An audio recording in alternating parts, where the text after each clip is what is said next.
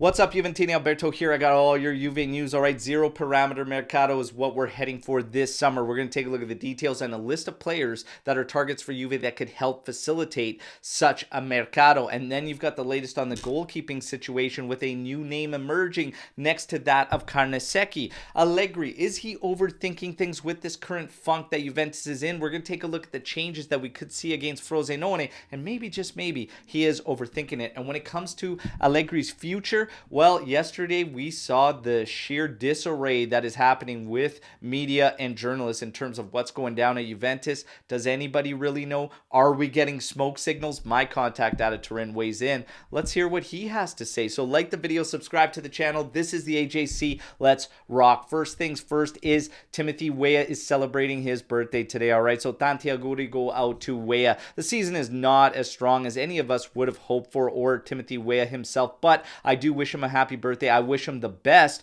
for the second half of the season because we're going to need all hands on deck. So tanti auguri go out to Weah. Now we get to the goalkeeping situation. Szczesny obviously looking at a renewal with Juventus, but the salary would have to be dropped. We were getting mixed reports as far as if Szczesny is going to accept or if he isn't. All right, if he does not, Juve will look at moving the goalkeeper option. Carnesecchi's name has come up a lot. Now, all of a sudden, we are getting Di Gregorio from Monza, who has 11 clean sheets this season, has had a very, very strong back-to-back seasons for Monza, and now apparently on Juve's target list should something go down with Szczesny. But the majority of reports still suggest Szczesny will be renewing, all right? So let's hear what Mirko Di Natale has to say Saturday on the live show. That's one question I am going to put to him, all right? Don't forget to join us live for that one, 8:30 a.m. Eastern Time, and get your questions directly into one of the most credible around Juventus. Now, we get to more rumors circulating about Real Madrid keeping tabs on Cambiaso. Cambiaso is one of the names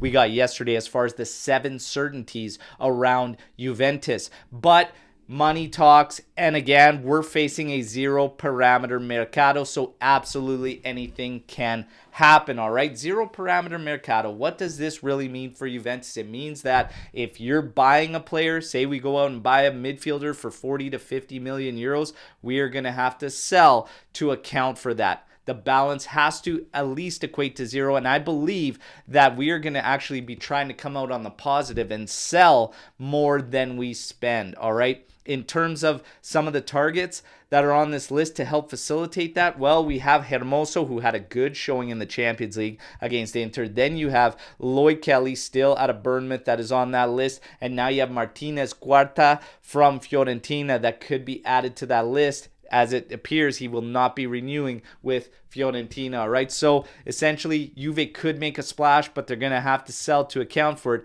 and they are going to be looking at that free agent list, all right? So we'll see what develops. As far as more business in the summer, Juve and Genoa are being linked.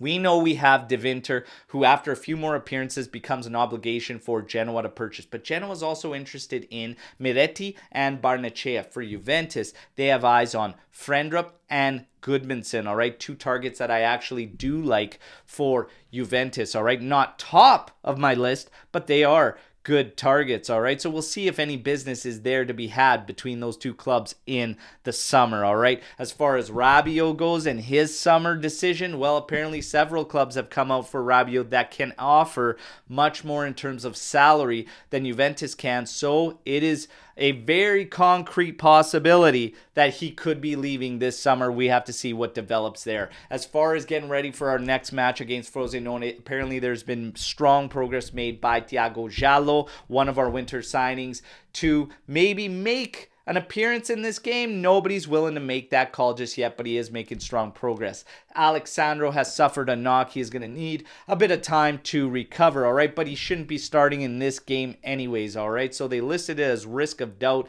to play, but it should be Gatti, Bremer, and Rugani in this game against Frosinone. One of the other changes, all right, that we are hearing about that has me thinking maybe Allegri is overthinking things with the current funk is that Cambiaso could be slotted into a more advanced position, all right? So apparently Max was not convinced by a 3-4-1-2 or a 3-4-3, and the talk was of Cambiaso playing in a more advanced position. How is that going to happen if you don't play a 3-4-3 or 3-4-1-2? So I'm thinking he is actually thinking of using Cambiaso, making a diamond in the midfield with 4 players, and Cambiaso being the most advanced. The other part of this report was Alcaraz being used as right wing back. Now I believe we're tinkering way too much, and I would just advise Max to keep it simple. However, I'm not watching all the training sessions. He is there watching them all. This is going to be a decision he makes, but this one would be a little bit much. I think you just got to start trusting guys and let them do their thing in their roles, all right? Before I do anything, I would try Alcaraz in that diamond midfield, advanced ahead of the other 3 with 2 forwards, Chiesa and Vlahovic, just to see what happens, all right? Yildiz, no fault of his own, but yeah, he came in hot and it kind of leveled out. He's still 18 years old. Let's give Alcaraz a go. That's what I would do against Frosinone. Agree, disagree, hit me in the comment section. And now, as far as Allegri, beyond overthinking anything and just what's going on, the summer. What does the summer hold? Romeo Agresti went in an absolute circle yesterday, all right? Saying that there is going to be a coaching change, he feels, and that the decision is going to cause an uproar. Saying that Conte, from the information he has, is not going to be the coach. Saying that it could be somebody maybe we're going to be surprised with because they work secretively, and Giuntoli went and got Alcaraz out of absolutely nowhere with nobody knowing. So my contact out of Turin weighs in on this, and it's kind of similar.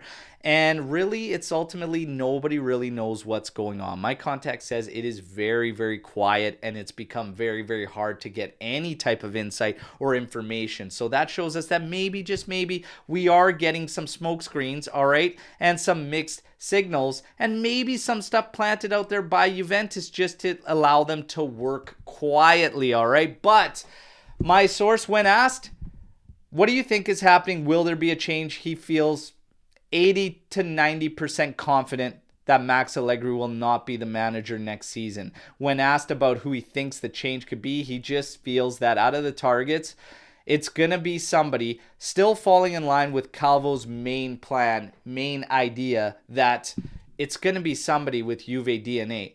And he said, run through the names.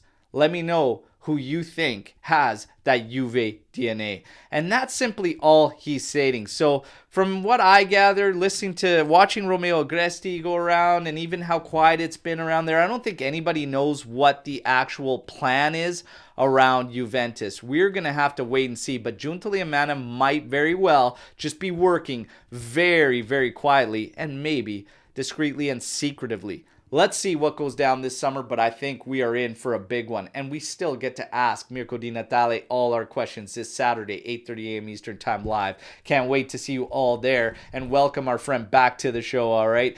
Don't forget, like this video, subscribe to the channel, share the content, but let me know in the comments what you think about everything going down and reported today. Can't wait to mix it up with y'all till tomorrow. Fino alla fine, Forza Juventus.